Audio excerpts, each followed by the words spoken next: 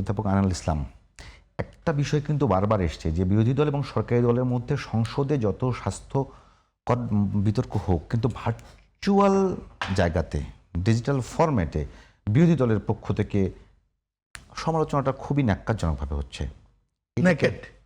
এইটা কি আগামীতে বড় ধরনের একটা সংকট তৈরি করতে পারে কিনা?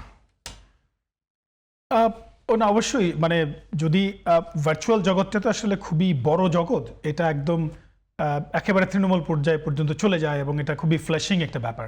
তো এখন দেখুন, ভার্চুয়ালের যে সব কিছু যে একেবারে সঠিক তা না, কিন্তু অনেক কিছু কিন্তু আপনার এআই দিয়ে জেনারেট করা হচ্ছে, কে বা কারা জেনারেট করছে এটাও কিন্তু অনেক সময় ট্রেস করা যায় না। আপনার কাছে কি মনে হয় না যে সরকার দল বিরোধী দল যদি একটা জায়গায় সৎ নিয়তে থাকে তাহলে এগুলো কমে আসবে? অবশ্যই কমে আসবে, কারণ দেখুন 2+2 কিন্তু সবসময় 4, এটা 3 হতে পারে না, হ্যাঁ, এটা 5ও হতে পারে না।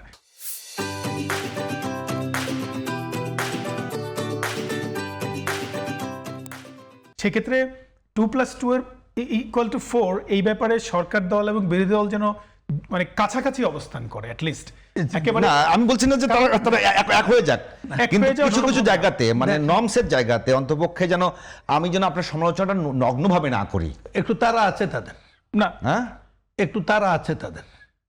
এই তারার কারণে কি জাতীয় সমাজতান্ত্রিক দলের যে তারা ছিল তাদেরও এই তারা আছে।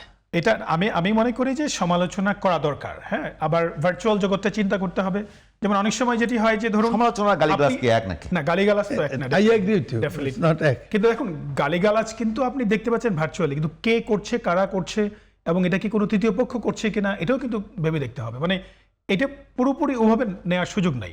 মানে আমার যেটা মনে হয় যে দেখুন, সরকার দল আর বিরোধী দলের মধ্যে দূরত্ব থাকবে, বিরোধী দল যথেষ্ট কড়া ভাষায় সমালোচনা করবে, এটি দরকার। কারণ সরকার আপনার দুই তৃতীয়াংশ অসৎ ভাষা করবে না, সেটা করবে না। ডেফিনেটলি রাজনৈতিক শিষ্টাচার আছে, আমরা শিষ্টাচার মেনেই করতে হবে। আমরা এই জন্যই সিস্টেমের পরিবর্তন চাই। সেই সিস্টেম, হ্যাঁ, সিস্টেমের পরিবর্তন, সিস্টেম পরিবর্তনের পথে তীব্র গতিতে যাচ্ছে, তাদের বুঝার ক্ষমতা নাই।